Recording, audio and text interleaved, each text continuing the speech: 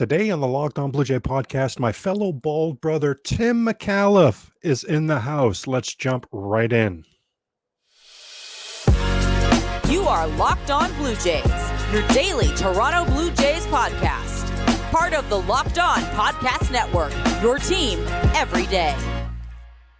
Hello, friends. Craig Ballard, Locked On Blue Jays has to be one of my favorite episodes ever. Any content that I've ever created. I'm such a fan and admirer of my fellow bald brother, Tim Micallef.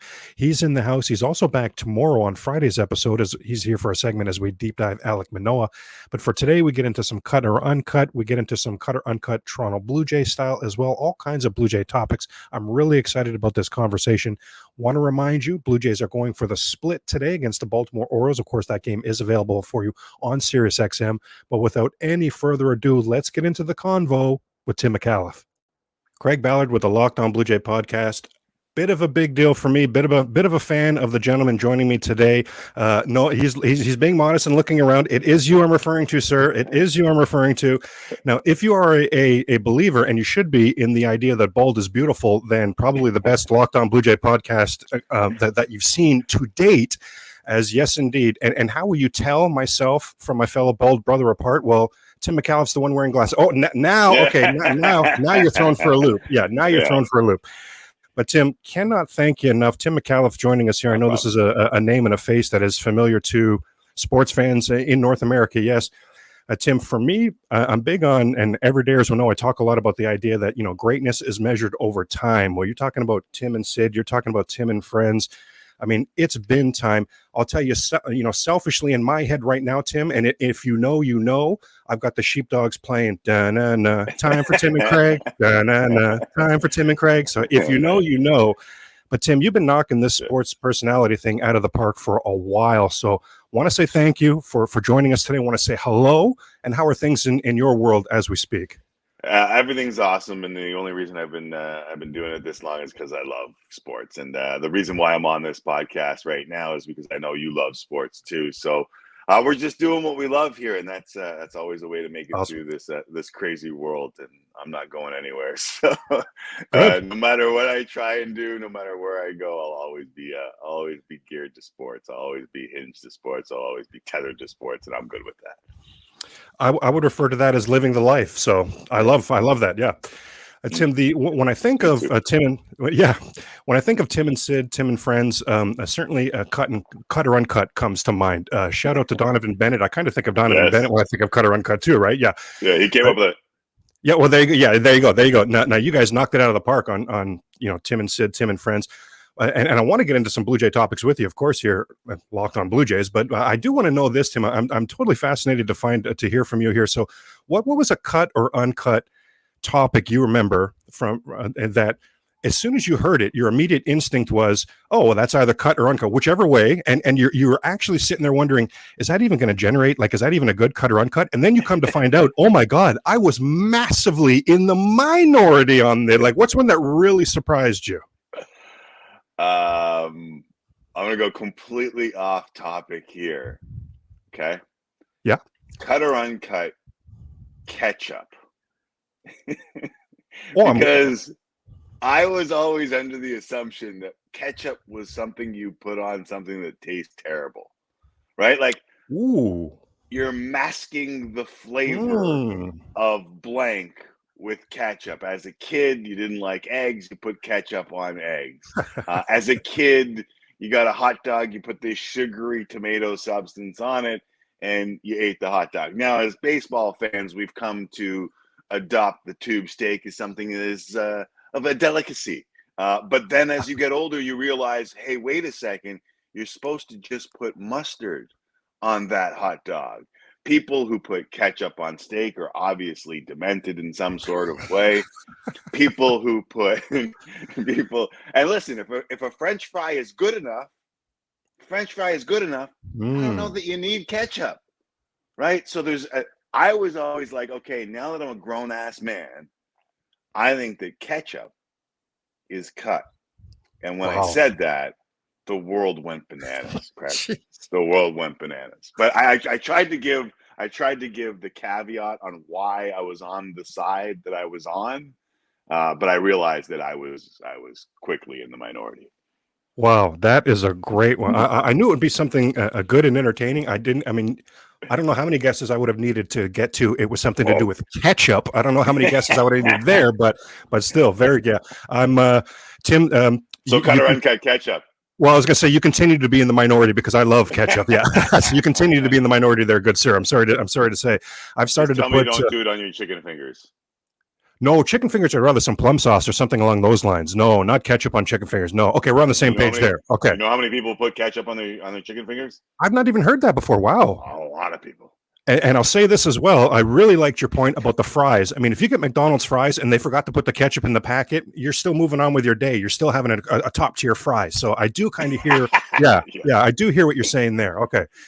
Tim, would love to know. I mean, you talk about, hey, Craig, this is why I do this. This is why I continue to do this. This is why I'm not going anywhere. It's because I love sports. So, in particular, when you talk baseball, let's shout out who are some of the Blue Jays, Tim, that you grew up that brought you to the game. Maybe even give us I'd love if you even gave us a deep cut. Somebody that you grew up loving that brought you to the game of baseball. Yeah, I mean, it was around that '85 era Wow. that really hooked me because I'm a '75 born, 10 years old. That's kind of like you're falling in love with the game. And the Jays had a bunch of guys that you could fall in love with. You had, a lot of blood and guts with like Ernie Witt and Buck Martinez. You couldn't have a more distinctive blood and gut catcher duo. You had superstars like George Bell. I don't know how many times I lined up in right field and imagined that my left arm was a right arm and I was Jesse Barfield. Oh boy! And click, click, boom, just unloading. Like that whole team. There was a lot of guys. Everyone in my neighborhood when we played Burby, which is the Scarborough version of wall ball that people talk about, who emulated, Garth Orge's stance, Wow. Tony Fernandez stance, and there were a lot of guys that you could fall in love with around that time. But I'll tell you, like when I got further along and started to really appreciate the game for what it was beyond twirling my bat like I was fake Rod Carew / Tony Fernandez, it was John Olerud as a lefty. Oh, And beauty. just that absolute sweet swing that you had, and kind of the understated brilliance among some kind of more flavorful Jays, shall we say, when they got to those World Series days where, a lot of people loved blank, blank, and blank. There was just something about that sweet left-handed swing of John Olerud that kind of took me to another level. And plus, I don't know, like I was a good athlete, but I wasn't a great athlete. And there was something about John Olerud lumbering down to first after after sweet swing to the gap and thinking, can he get to second? That resonated with me. I love it. Absolutely. Boy, did you bring up the drive for 85, Tim. That's, I think, what maybe brought me to baseball as well. The drive for 85. I'll tell you a quick story, Tim. I just think you'll enjoy this. Drive for 85. The Blue Jays clinched the second last game of the season against the Yankees. I'm at the last game of the season. Similar, it would have been 10-9-10, something along those lines, like you're saying there. And it's Phil Niekro. And Phil Niekro's going for he's a Yankee. He's going for his 300th career win. And he ends up tossing a complete game gem. It's, if you remember the highlight, he strikes out Jeff Burrow on the last pitch, and Jeff Burrow just right at home plate just gives him the tip of the cap. I don't know but the coming out to the ninth inning, Niekro's coming out. It's a complete game. It's coming out to the ninth. And from my seats, I can see into the Yankee dugout, and I see Billy Martin call the umpires over. So even as a small child, Tim, I know if Billy Martin is about to be interacting with the Yankees, I need to be fetting attention, right? Like something's up here, right? Something's up, yeah. And it was a very calm conversation. I was like, okay, how about that? Come to find out after, what he was telling the umpires was, listen, we're gonna have they called Phil Niekro Nuxie. He says, listen, we're gonna have a little fun with Nuxie. He's going for his 300th win. He's completely insisting on finishing the game. It's the ninth inning. We're gonna remember in Exhibition Stadium down the foul lines is where the bullpen, where the relievers warmed up. Well, there's two spots. So Billy Martin says, we're gonna warm up three guys. I know it's not allowed, we're gonna have some fun. We're gonna warm up three guys. So they brought out their own homemade, own plate, plopped it down, and started warming up three guys. And just Niekro, when he turned and saw it, and then he turned, I couldn't see what the words he had, but I could see what was being extended from his hand towards the dugout, and it was just a lot of fun. Yeah, Billy was number one in his life a lot.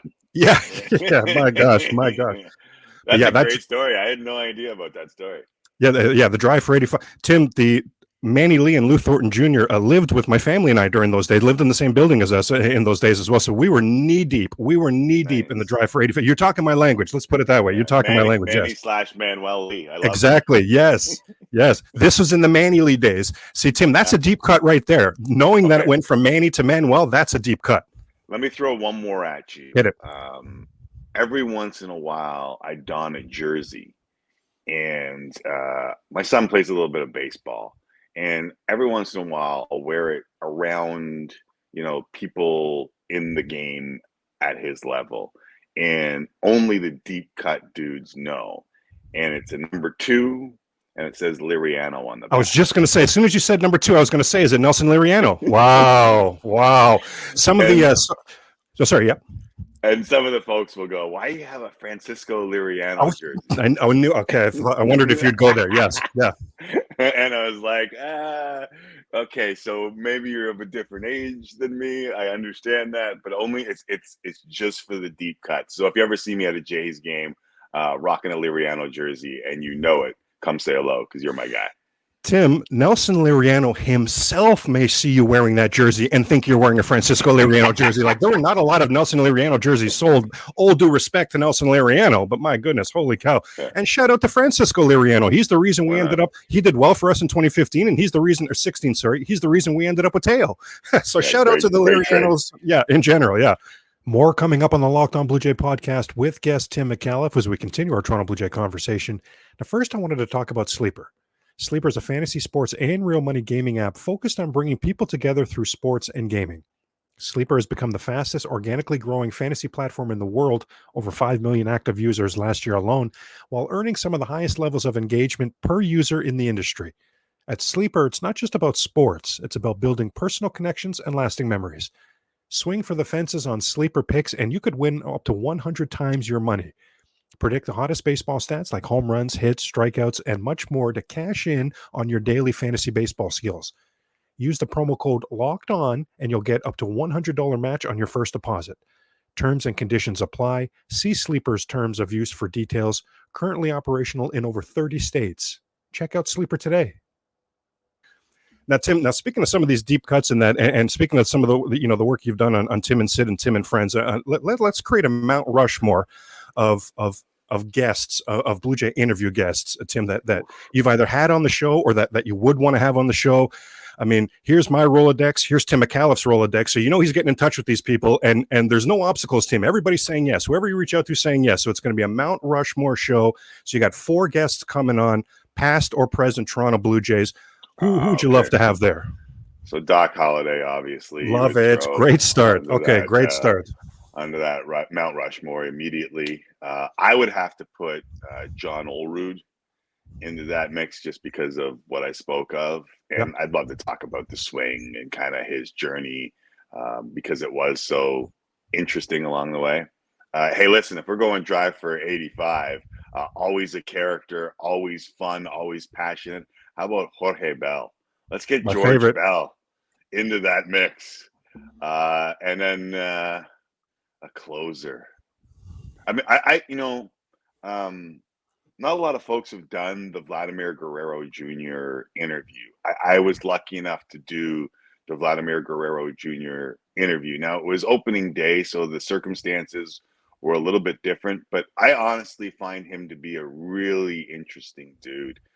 I would love to have Ricky Henderson there too, because I'd love to ask a lot of the questions. So it'd be like, do I have to put I feel like I'm too old school if I put Ricky Henderson as the 4th. Ricky Henderson, that might be a segment on his. I don't.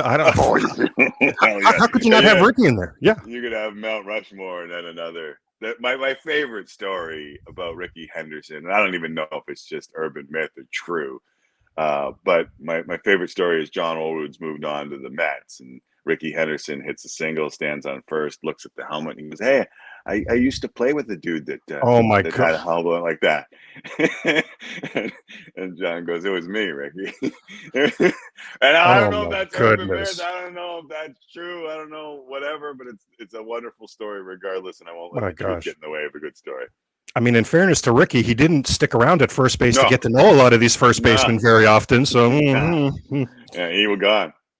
Tim, you know what? I would just love to get your thoughts on that, because when you look at Ricky Henderson's numbers on the surface as a Blue Jay, no, he hit 205, but when you dig deeper, I mean, he was Ricky Henderson. Ricky Henderson is a guy that's going to wreak havoc between the ears of the pitcher, and he's going to get on base and wreak havoc there.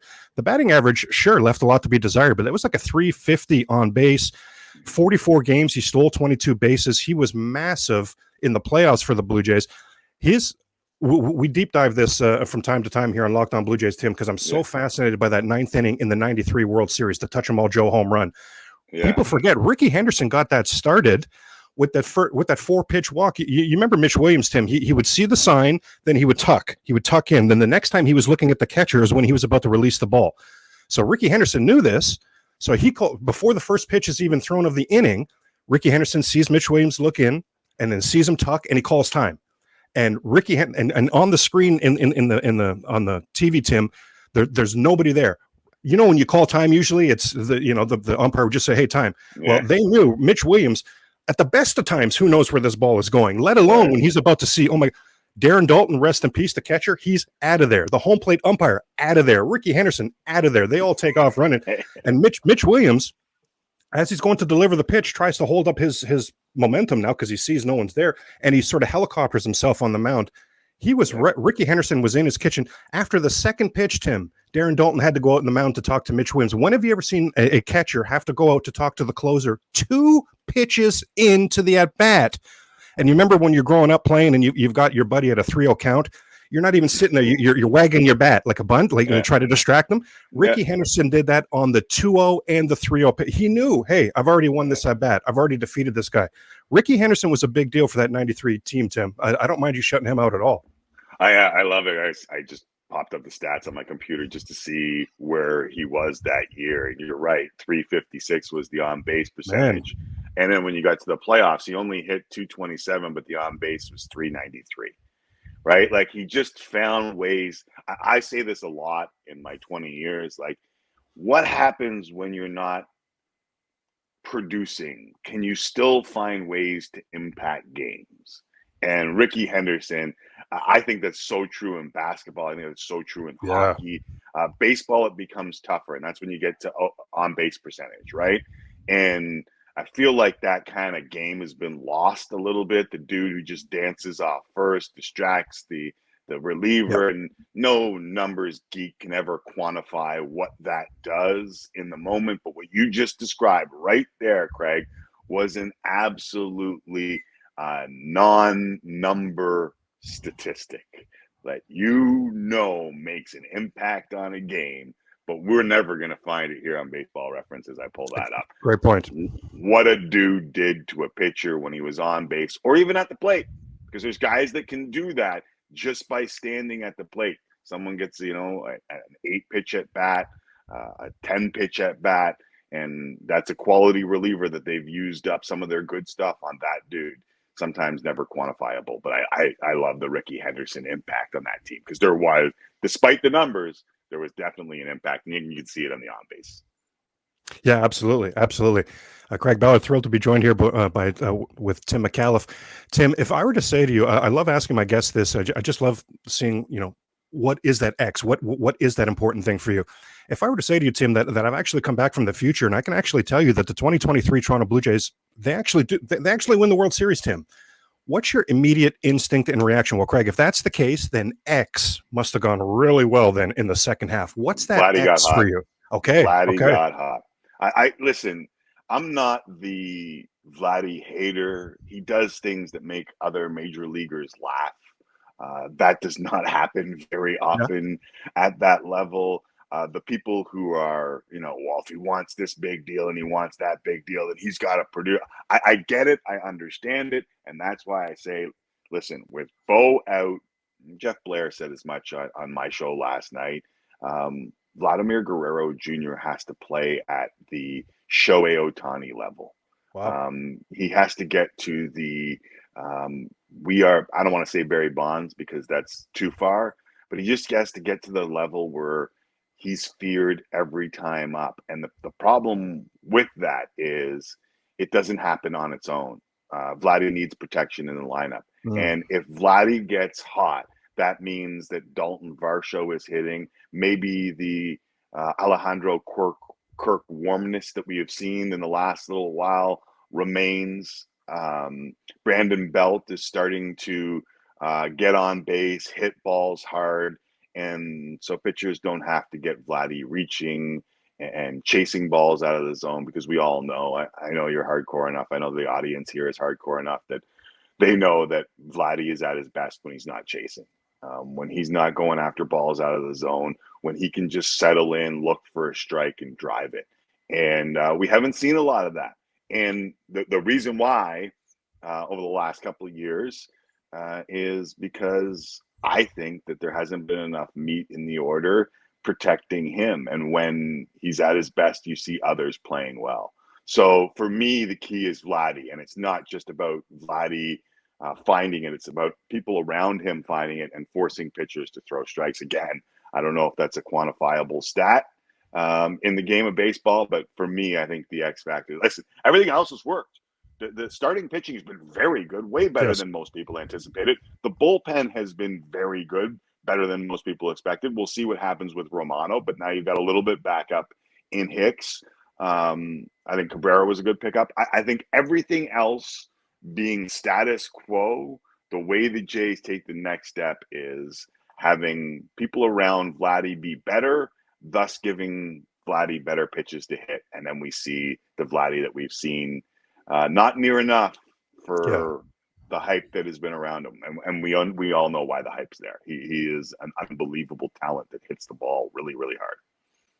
And you're nailing it, Tim. That was the cause for optimism. That was the reason I was so excited about. Wrong side, about this guy right here, about Vladdy coming to the Toronto Blue Jays. When you watch him coming through the minors, he was not willing to play the pitcher's little reindeer games. He took his walks. You had to come into the strike zone, and that swing in the strike zone is, I say, it's controlled violence, and it's very violent. It's very impressive, and it's controlled. I mean, he is special in the strike zone, and it's fun. I really like the point you're saying. You know what?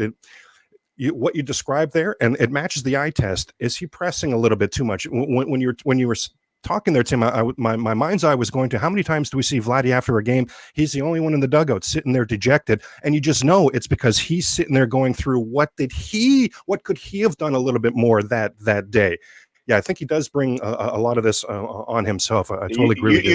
You know he gives a bleep, right? And that's half the battle. You know he has the talent, which is the one thing that bugs me a lot. It's like all you got to do is look to Bo Bichette last year, where people gave up on him, right? Like, and then at the end of the year, he's one of the best players in all of Major League Baseball. This year, he's been one of the best players in Major League Baseball. And if you play that game of the roller coaster of 162, you'd be on the train last year saying, "Well, Bo Bichette's just not an everyday shortstop. He's not good enough to play on this team." Like, all these things that we now know are almost ridiculous to say, you can say about the Vladdy haters right now.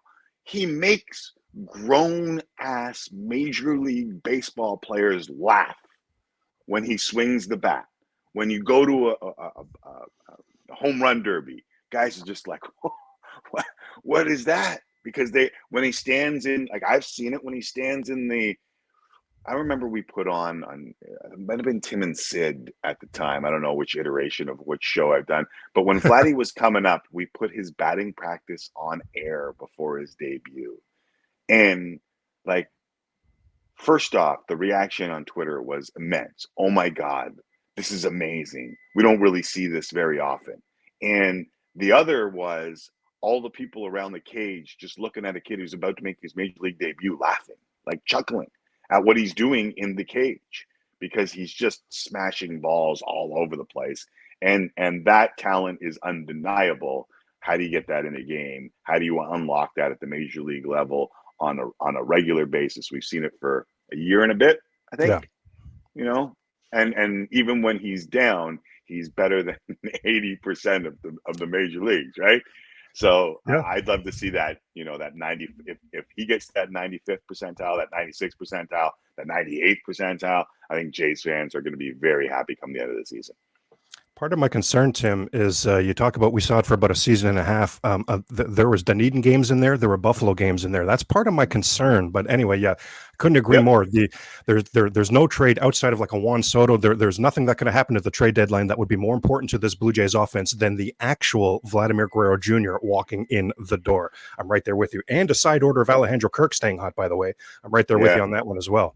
Yeah, Now, and Springer. There's a lot of guys that. oh, geez. I didn't even mention Springer, and Jeez. as I was giving the diatribe, I'm like, I should probably mention Springer somewhere along the line here. Yeah, I mean, what do we even say? I was at the game so I was at the game on Tuesday night, and just when Belt had that leadoff double, I believe bottom of the sixth, and then he's stranded there, Springer, Vlad, and Chapman. From my seats, I could see in the Blue Jay dugout. I mean, what a defeated body! Oh my gosh, this hitting with runners in scoring position, Tim. There's a lot of people that are going to be subscribing to the Bold is Beautiful by the end of this season if this sort of thing continues. My goodness. But Tim, the last season, I mean, the last couple seasons, I don't think you had any conversations with your sports friends where you asked, hey, did you see the game last night? And they said, oh my God, you talking about baseball? Oh, geez, the bases are too far apart. I couldn't. Did you see the game last night? The pitcher, I was watching it in the fifth inning. The pitcher tried to pick off the guy 3 times. I mean, it's unwatchable. Tim, you didn't have any of those conversations, Tim, but I know you had many. And this year, those conversations have ramped up of, hey, did you watch the game? It was unwatchable. The home plate umpire was atrocious. Tim Micallef, cut or uncut. Ooh. Robo Umps yesterday. Tim's going uncut. I can see the look on his face here. He's going uncut. No. Or he's going cut. He's going cut. Sorry, he doesn't want the Robo Umps. Yeah, I'm not down. Here's why I'm not down with the Robo Umps yet. One, I get why fans want it. It's very frustrating. Especially in a spot that we saw a couple nights ago where you're given a 6'8", 280-pound Felix Bautista extra strikes in leverage situations that he doesn't need because he might be the best pitcher in the game right now. By the way, yeah. So I understand it. I also understand how you'd want greatness. I do also understand that box doesn't move when a 5-foot whatever Alejandro Kirk is in the plate, and a 6'4" Brandon Belt is in the plate. I don't know if he's 6'4", but I'm trying to think of a quick 6'4" off the top of my head. If you can help me. And Aaron Judge. An Aaron Judge steps in. What a different ball game. What a different ball game when he steps into the plate. So does that TV box shrink? Like, do yourself a favor before you scream for robot ops. Go look at StatCast and see if it matches what you saw on TV. And listen, we have a wonderful broadcast here in Canada, and I'm not just saying that because I work for the company. There are a lot of really good people. Watch other broadcasts around North America. Go to your extra innings package, go to your MLB TV package, and watch that box and see how it moves around during a game. Like, we're not there yet. Mm-hmm. And even when you see the tests in minor league baseball, we're not there yet. And the one thing that I'll throw out there, and I feel like I'm talking about Ketchup again because I know I'm in the minority. But the one thing that I'll throw out there is 98% of the time when you see a Major League Baseball player strike out on a bad pitch, or you see a bad pitch called, you might get like a lean back, deep breath, right back at it. I'm shocked how many times someone will walk to the dugout after being rung up on a ball 1.5 feet outside. It's because they understand that humans are a part of the game.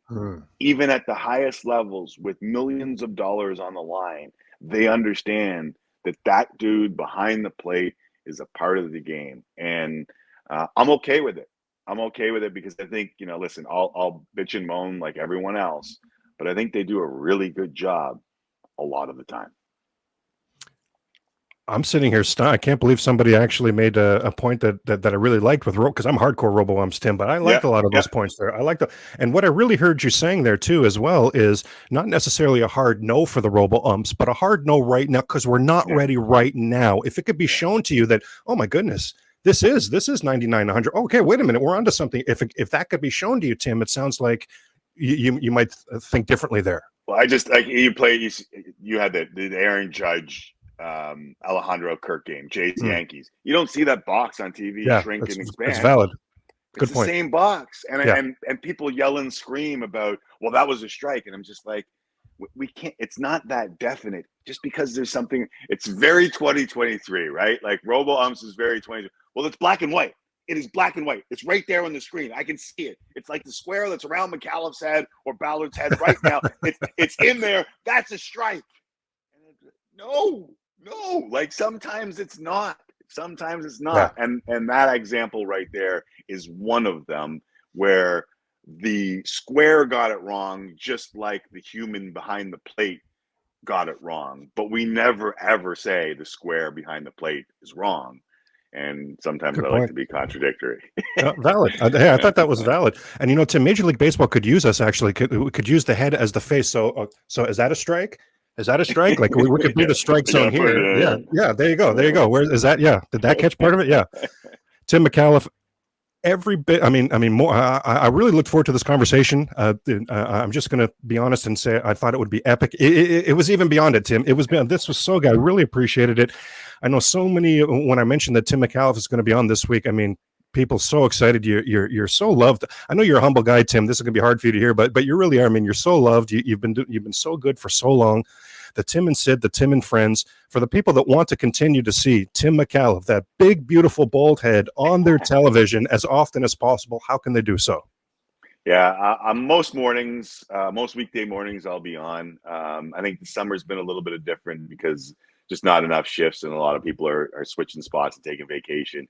But I think once we get to September, you're going to see this Fat Dome weekday mornings or late at night. So what we do is we record the morning show late at night on Central, and then it runs all morning, time after time after time after time again. So once we get into go time in baseball, we also get basketball and hockey going, and we'll try and give you everything that you need to know in a 30-minute chunk. And to be honest with you, we're going to start getting rid of things that don't matter really quickly. And I know that there's a lot of highlight shows, and some people just go get their highlights on their own. But I hope that if you need it in a quick dose, you need a little bit of humor, and you need to dig a little deeper on the stuff that you actually like, that's what we'll do on Sportsnet Central and your morning show. But I thoroughly enjoyed. It's been a while since I dug deep. I thought we'd get into Addison Barger.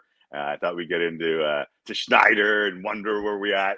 I love going deep dive, and I love, instead of going deep dive on who's going to be the next bat that comes up from the minors, that we deep dove our glory days back in the day when I was young. I'm not a kid anymore. Love it. Yeah. Nor I, Tim. But hey, bald is beautiful. That's the main thing to take away from today's episode. Thank you so much, and I hope there you go. And I hope we can talk again soon, brother.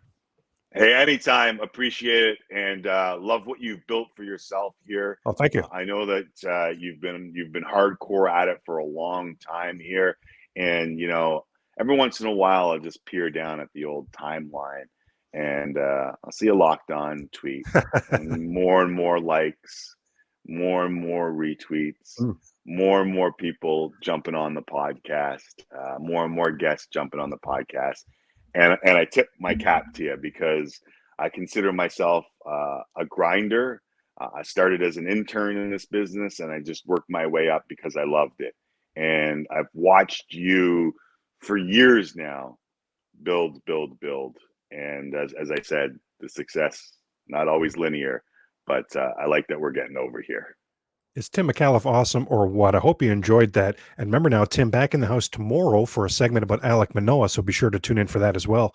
Tonight's Blue Jay game, or this afternoon's, I guess, available on Sirius XM. I hope it's a Blue Jay victory. Go Jays, go, and we'll talk tomorrow.